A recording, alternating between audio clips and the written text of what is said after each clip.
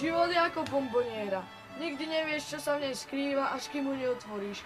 A predsa jej niečo chýba. Nemáš náhodou so sebou sladkosti?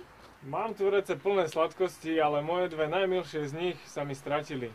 A odkiaľ máš tú bombonieru? Ale dostal som ju od mamky a ocka, lebo som zabehol 100 metrov na telesnej. A celkovo sa mi dnes darilo, aj doma som poslúchal. A nevidel si náhodou moje vianočné ozdoby? Salónka bola v modrom obale a jej vôňa pripomínala kokos. A spolu so zlatou hviezdičkou sa neustále usmievali.